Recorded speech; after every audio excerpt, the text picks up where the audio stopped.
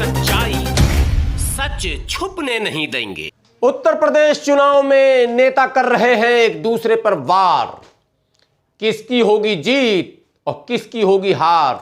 आदाब, मैं हूं हाफिज गुलाम सरवर और आप देख रहे हैं देश की सच्चाई। उत्तर प्रदेश चुनाव लगातार सुर्खियों में आता चला जा रहा और नेताओं के बयान से आए दिन नए नए शब्द जो है वो सामने आ रहे हैं और नई नई बहस छिड़ती चली जा रही है। लेकिन इसी बीच कई चैनलों के सर्वे ने सबको फिर से रणनीति बदलने पर मजबूर कर दिया। जी हां, सी वोटर के सर्वे, एबीपीपी गंगा के सर्वे और कई चैनलों के सर्वे ये बताने लगे हैं कि योगी अब सत्ता छोड़कर जाने लगे हैं। जी हां, पिछले सर्वे को यदि आप देखें तो पहले उत्तर प्रदेश में भारतीय जनता पार्टी की स्थिति बहुत ही मजबूत बताई जा रही थी, लेकिन जैसे जैसे नए नए सर्वे आ रहे हैं वैसे वैसे भारतीय जनता पार्टी का पारा जो है वो लुढ़कता चला जा रहा है। लगातार नए सर्वे ये बता रहे हैं कि उत्तर प्रदेश में आ रहे हैं अखिलेश,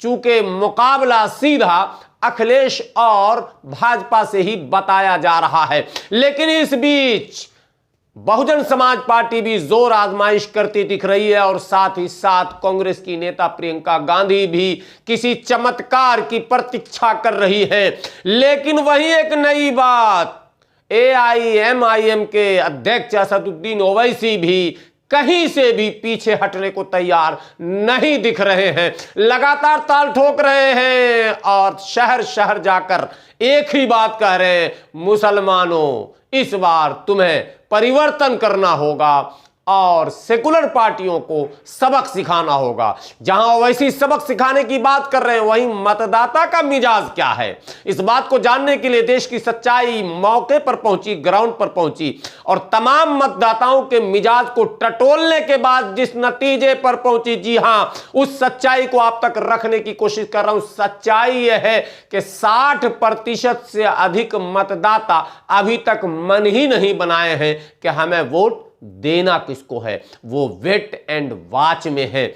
और अगर चुनाव के इतिहास को कुरेदा जाए तो यही स्थिति बिहार चुनाव, बंगाल चुनाव, मध्य प्रदेश और राजस्थान के चुनाव में भी देखा गया था, जहां तकरीबन 50 से 72-78% मतदाताओं ने ऐन चुनाव के वक्त यानी प्रचार खत्म होने के बाद मन बनाया था और सत्ता उसको सौंपा गया जिसके विषय में जो है सर्वे आ रहा था कि वो सत्ता से जा रहे हैं। इसलिए अभी भी उत्तर प्रदेश में पूरी तरह से अनिश्चितता बनी हुई है और तमाम राजनेता नई नई रणनीतियों पर विचार भी कर रहे हैं।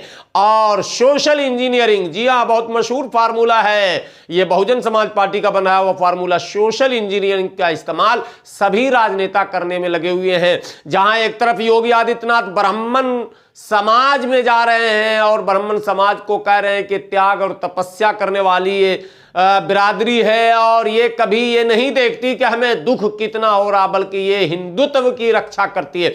योगी आदित्यनाथ और केंद्रीय मंत्री अमित शाह के साथ साथ जहां प्रधानमंत्री भी अब हिंदुत्व का कार्ड पूरी तरह से खुलकर खेलने लगे हैं और वहीं एआईएमआईएम के अध्यक्ष असदुद्दीन ओवैसी भी खुलकर मुसलमानों के पक्ष में बोलने लगे हैं, वहीं सेकुलर पार्टियां अपने अपने हिसाब से रणनीति बनाने में लगी हुई है। लेकिन अप टू नाउ ये कहा जा सकता है कि परिस्थितियां अभी भी पूरी तरह से साफ नहीं हुई हैं।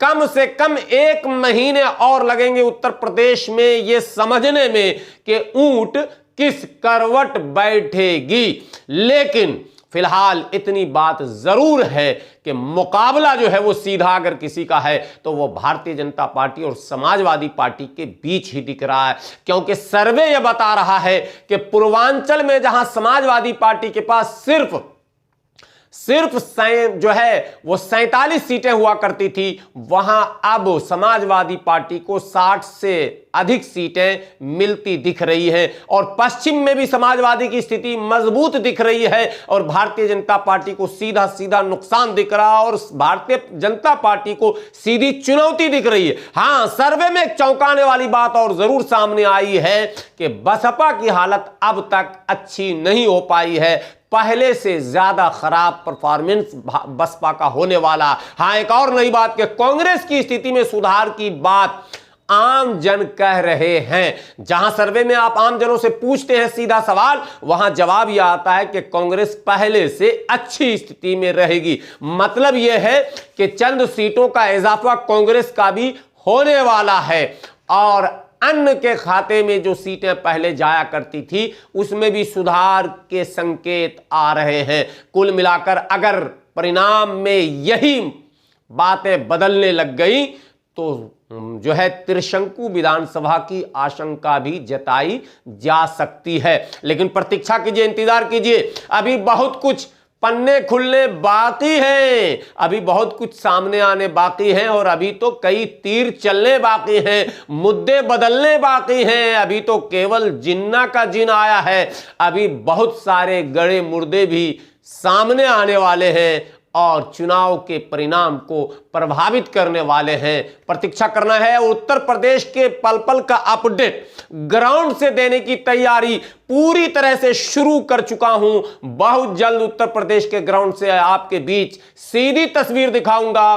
न भाजपा, न कांग्रेस, न सपा, न बसपा, न MIM, न पीस पार्टी, जनता की आवाज, जनता जो कहेगी सीधे सीधे आपको सुनाऊंगा। कोई मिर्च मसाला नहीं, कोई कंटेंट में तब्दीली नहीं। सच्ची खबर पाने के लिए आप जुड़े रहें देश की सच्चाई के साथ। और एक अपील कि अगर अब तक आपने हमारे चैनल को सब्सक्राइब नहीं किया है तो प्लीज प्लीज आप सब्सक्राइब कर लें और इंतजार करें देश की सच्चाई के संवाददाता के ग्राउंड पर जाकर सीधी बात आप तक पहुंचाने का।